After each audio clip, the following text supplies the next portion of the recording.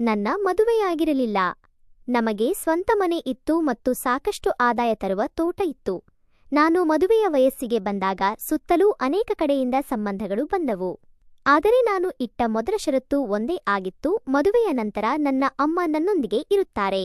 ಪ್ರಾರಂಭದಲ್ಲಿ ನನ್ನ ಷರತ್ತಿಗೆ ಒಪ್ಪಿದವರು ನಂತರ ಹಿಂದೆಟು ಹಾಕಿ ಬಿಡುತ್ತಿದ್ದರು. ಹೀಗೆ 5ರಿಂದ 6 ಸಂಬಂಧಗಳು ಕೈತಪ್ಪಿ ಹೋದವು.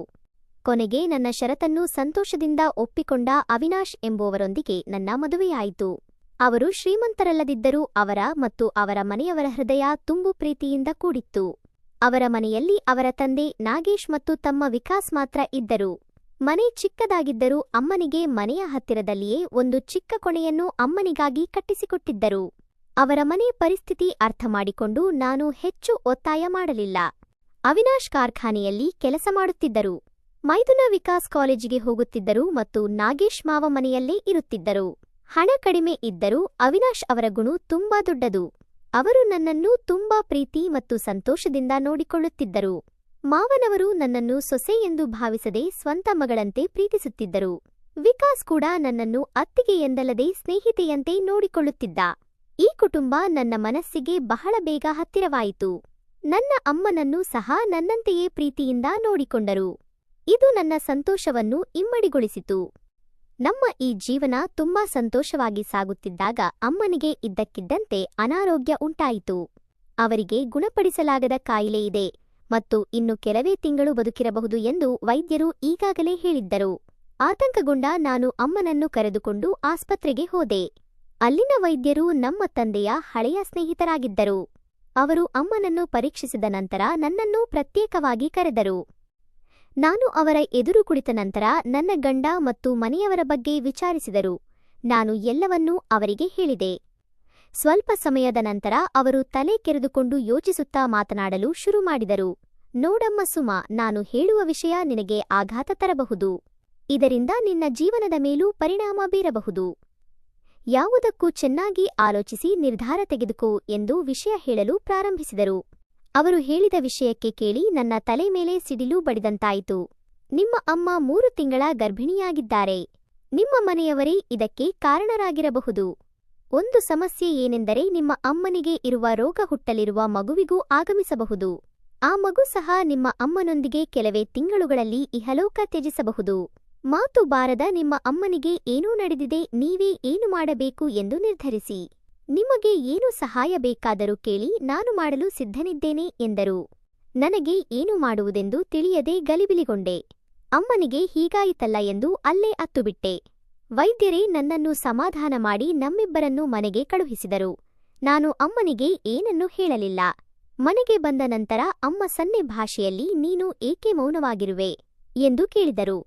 ನಾನು ಏನೂ ಇಲ್ಲ ಅಮ್ಮ, ನಿಮಗೆ ಬೇಗ ಗುಣವಾಗುತ್ತೆ, ನೀವು ವಿಶ್ರಾಂತಿ ತೆಗೆದುಕೊಳ್ಳಿ ಎಂದು ಹೇಳಿ ಮಲಗಿಸಿ ಅಡುಗೆ ಮನೆಗೆ ಬಂದೆ. ನನ್ನ ಅಮ್ಮನಿಗೆ ಮಾತು ಮತ್ತು ಕಿವಿ ಕೇಳದಿದ್ದರೂ ಎಲ್ಲವನ್ನೂ ಅರ್ಥ ಮಾಡಿಕೊಳ್ಳುವ ಸಾಮರ್ಥ್ಯವಿತ್ತು. ಒಂದು ವೇಳೆ ಏನಾದರೂ ತಪ್ಪು ನಡೆದಿದ್ದರೆ ಖಂಡಿತ ನನ್ನ ಬಳಿ ಹೇಳಿರುತ್ತಿದ್ದರು. ಆದರೆ ಹಾಗೆ ಎಂದಿಗೂ ಅವರು ಹೇಳಿರಲಿಲ್ಲ. ಇದು ನನಗೆ ಬಹು ದೊಡ್ಡ ಚಿಂತೆಗೀಡು ಮಾಡಿತು. ನಾನು ಅಡುಗೆ ಮಾಡುವಾಗಲೂ ಇದೇ ಯೋಚನೆಯಲ್ಲಿ ಮುಳುಗಿದ್ದೆ. ಈ ಹೀನಕೃತ್ಯ ಮಾಡಿದವರು ಯಾರು? ಅಮ್ಮನನ್ನು ಯಾವಾಗಲೂ ನಾನೇ ನೋಡಿಕೊಳ್ಳುವುದರಿಂದ ಹೊರಗಿನವರು ಬಂದಿರಲು ಸಾಧ್ಯವಿಲ್ಲ. ಇದು ಮನೆಯೊಳಗಿನವರೇ ಮಾಡಿದ ಕೆಲಸ ಎಂದು ನಿರ್ಧರಿಸಿದೆ. ನಾನು ಮನೆಯಲ್ಲಿರುವ ಪ್ರತಿಯೊಬ್ಬರನ್ನೂ ಸೂಕ್ಷ್ಮವಾಗಿ ಗಮನಿಸಲು ಪ್ರಾರಂಭಿಸಿದೆ.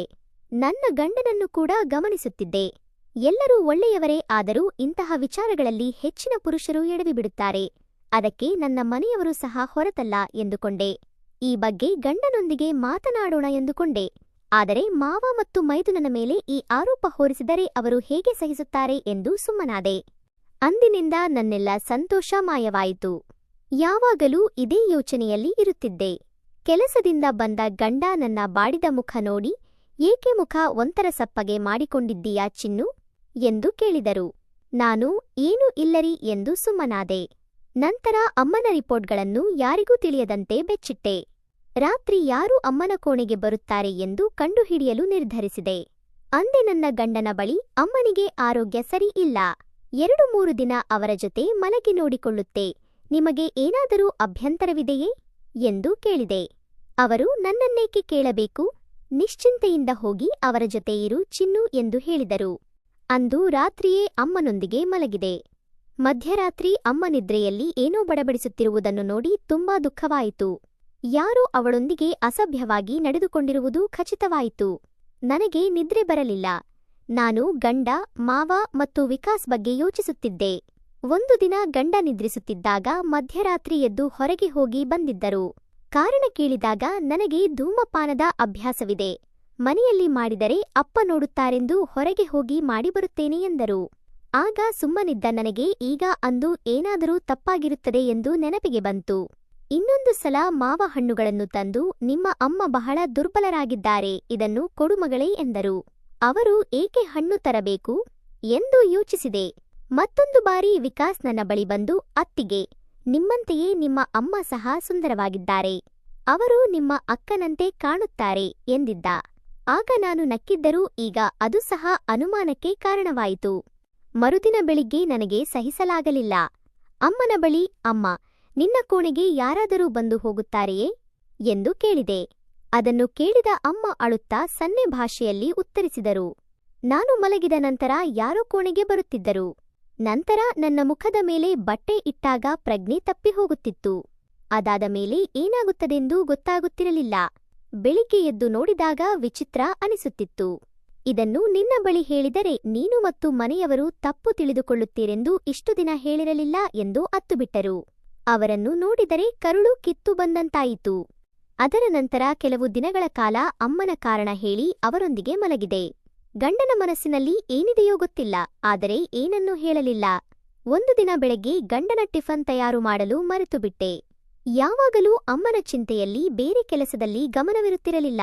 ಗಂಡನ ಬಳಿ ಕ್ಷಮೆ ಕೇಳಲು ಹೋದಾಗ ಅವರು ಮತ್ತಷ್ಟು ಕೋಪಗೊಂಡರು. ನಿಮಗೆ ನಿಮ್ಮ ಅಮ್ಮನೇ ಮುಖ್ಯ, ಅವರನ್ನೇ ಹೋಗಿ ನೋಡಿಕೋ. ನಾನಾಗಲಿ ನನ್ನ ಮನೆಯವರಾಗಲಿ ನಿಮಗೆ ನೆನಪಿಗೆ ಬರಬಾರದು. ನೀವು ಅವರನ್ನು ಹೋಗಿ ನೋಡಿಕೋ ಎಂದು ಊಟವನ್ನು ಮಾಡದೆ ಕೋಪದಿಂದ ಹೊರಟು ಹೋದರು. ಇದು ನನಗೆ ಆಘಾತ ತಂದಿತು. ನನ್ನ ಪರಿಸ್ಥಿತಿಯನ್ನು ಅವರಿಗೂ ಹೇಳಲು ಸಾಧ್ಯವಿರಲಿಲ್ಲ. ಹೊಸದಾಗಿ ಮದುವೆಯಾದ ದಂಪತಿಗಳಿಗೆ ರಾತ್ರಿ ಪೂರ್ತಿ ಕೆಲಸ ಮಾಡಿ ಬಂದ ಗಂಡನಿಗೆ ಹೆಂಡತಿಯ ಜೊತೆ ಸಂತೋಷವಾಗಿರಲು ಆಸೆ ಇರುವುದು ಸಹಜ.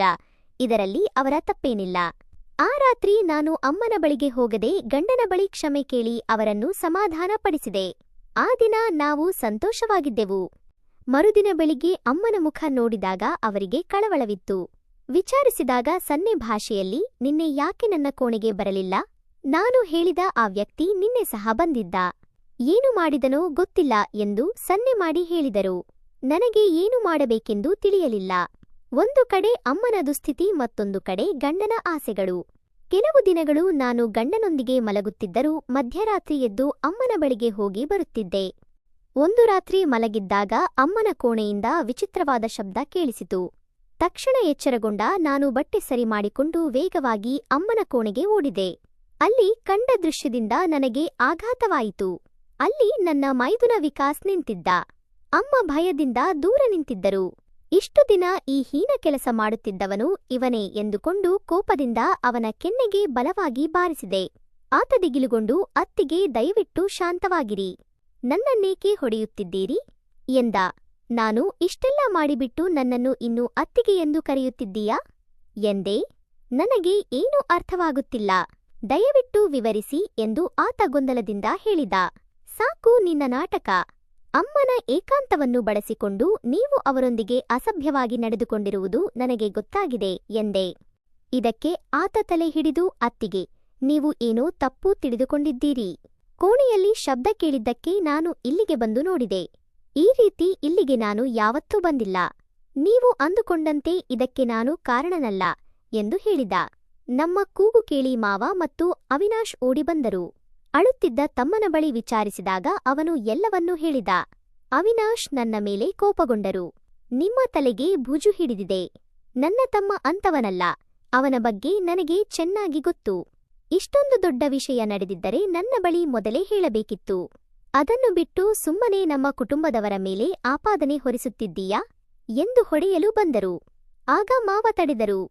ಕೋಪದಲ್ಲಿದ್ದ ನಾನು ಬಚ್ಚಿಟ್ಟಿದ್ದ ವೈದ್ಯಕೀಯ ವರದಿಯನ್ನು ತೆಗೆದು ಅವಿನಾಶ್ ಮತ್ತು ಮಾವ ಅವರಿಗೆ ತೋರಿಸಿದೆ. ಅದನ್ನು ನೋಡಿ ಅವರು ಆಘಾತಗೊಂಡರು. ನಂತರ ನಾಗೇಶ್, ಅತ್ತೆ, ನೀನು ಅಂದುಕೊಂಡಂತೆ ನಾವ್ಯಾರೂ ಈ ತಪ್ಪು ಮಾಡಿಲ್ಲ. ನಾವು ಬಡವರಾದರೂ ಹೀಗೆಂದಿಗೂ ಯೋಚಿಸಿಲ್ಲ. ದಯವಿಟ್ಟು ನಮ್ಮನ್ನು ನಂಬು. ನಿಮ್ಮ ಅಮ್ಮನಿಗೆ ಹೀಗಾಗಿದ್ದು ನಮಗೆ ಬಹಳ ದುಃಖ ತಂದಿದೆ. ಆದರೆ ಅದಕ್ಕೆ ಕಾರಣ ನಾವಲ್ಲ. ನೀನು ಅನುಮಾನ ಪಡುತ್ತಿರುವುದರಿಂದ ಒಂದು ಕೆಲಸ ಮಾಡೋಣ. ನಿಮ್ಮ ಅಮ್ಮನನ್ನು ಆಸ್ಪತ್ರೆಗೆ ಕರೆದುಕೊಂಡು ಹೋಗಿ DNA ಪರೀಕ್ಷೆ ಮಾಡಿಸೋಣ. ಆಗ ನಿನಗೆ ಸತ್ಯ ಗೊತ್ತಾಗುತ್ತೆ. ನಾಳೆಯೇ ಹೋಗೋಣ ಎಂದರು. ಮಾವನ ಮಾತು ನನಗೆ ಸರಿ ಅನಿಸಿತು. ಅನುಮಾನದಿಂದ ಅವರೊಂದಿಗೆ ಸರಿಯಾಗಿ ಬಾಳಲು ಸಾಧ್ಯವಿರಲಿಲ್ಲ. ಗಂಡ ಮತ್ತು ಮೈದುನ ಇಬ್ಬರು ಪರೀಕ್ಷೆಗೆ ಒಪ್ಪಿದರು. ಮರುದಿನ ಪರೀಕ್ಷೆಗಳು ಮುಗಿದವು. ವೈದ್ಯರು ನನ್ನ ತಂದೆಯ ಸ್ನೇಹಿತರಾಗಿದ್ದರಿಂದ ಅವರು ಸುಳ್ಳು ಹೇಳುವ ಪ್ರಶ್ನೆ ಇರಲಿಲ್ಲ. ವೈದ್ಯರು ನನ್ನನ್ನು ಕರೆದು, ನಾನು ಮತ್ತು ನೀನು ಅನುಮಾನಪಟ್ಟಿದ್ದು ತಪ್ಪು ಮಗಳೇ. ಅವರು ಯಾವುದೇ ತಪ್ಪು ಮಾಡಿಲ್ಲ. ನಿಮ್ಮ ಅಮ್ಮನೊಂದಿಗೆ ಬೇರೆ ಯಾರೋ ಅಸಭ್ಯವಾಗಿ ನಡೆದುಕೊಂಡಿದ್ದಾರೆ ಎಂದರು. ಇದನ್ನು ಕೇಳಿ ನನಗೆ ಆಘಾತ ಮತ್ತು ಸಂತೋಷ ಎರಡೂ ಆಯಿತು. ಒಂದು ಕಡೆ ನನ್ನ ಮನೆಯವರು ನಿರಪರಾಧಿ ಎಂದು ತಿಳಿದು ನೆಮ್ಮದಿಯಾಯಿತು. ಮತ್ತೊಂದೆಡೆ ಅಮ್ಮನ ಬಗ್ಗೆ ದುಃಖವಾಯಿತು.